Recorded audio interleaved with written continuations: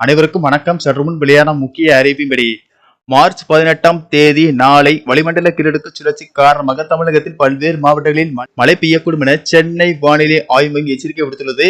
இதில் குறிப்பாக எந்தெந்த மாவட்டங்களில் கனமழை பெய்யக்கூடும் என்பதை பற்றியும் மேலும் சில கூடுதல் தகவலை நம்ம வீடியோல பார்ப்போம். வீடியோவை ஸ்கிப் பண்ணாம பாருங்க. உங்களுக்கு மழை சம்பந்தமான வீடியோக்களை துல்லியமாக தெரிஞ்சுக்க வேண்டும்னா இந்த சேனலை சப்ஸ்கிரைப் பண்ணிக்கோங்க. வாங்க வீடியோக்குள்ள போகலாம். சற்று முன் சென்னை வானிலை ஆய்வு மையம் வெளியிட்டுள்ள அறிவிப்பில் தமிழக பகுதிகளின் மேல் ஒரு வளிமண்டல கீழடுக்கு சுழற்சி நிலவுகிறது. இதன் காரணமாக தமிழகம், புதுவை மற்றும் காரைக்கால் பகுதிகளில் ஒரு சில இடங்களில் அடுத்த 7 நாட்களுக்கு மழைக்கு வாய்ப்புள்ளதாக வானிலை ஆய்வு மையம் தகவல் தெரிவித்துள்ளது.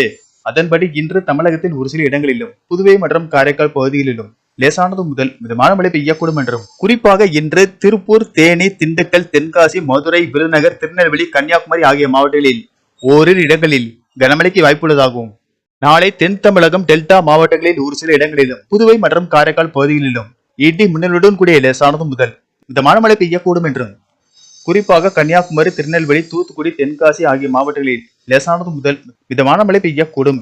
ஏனைய மாவட்டங்களில் வறண்ட வானிலை நிலவக்கூடும்.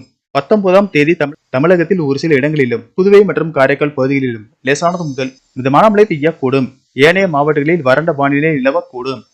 20 முதல் 23ஆம் தேதி வரை தமிழகத்தில் ஒரு சில இடங்களிலும் புதுவை மற்றும் காரைக்கால் பகுதிகளிலும் லேசானது முதல் மிதமான மழை பெய்யக்கூடும். மேலும் இன்று முதல் மார்ச் 21ஆம் தேதி வரை தமிழகத்தில் அதிகபட்ச வெப்பநிலையில் பெரிய மாற்றத்திற்கான வாய்ப்பு குறைவு.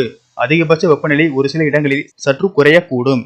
சென்னை மற்றும் புறநகர் பகுதிகளை பொறுத்தவரை இன்றும் நாளையும் வானம் ஓரளவு மேகமூட்டத்துடன் காணப்படும் என்றும், அதிகபட்ச வெப்பநிலை 34 முதல் 35 டிகிரி செல்சியஸ், குறைந்தபட்ச வெப்பநிலை 26 முதல் 27 டிகிரி செல்சியஸை ஒட்டியே இருக்கக்கூடும். நன்றி, வணக்கம்.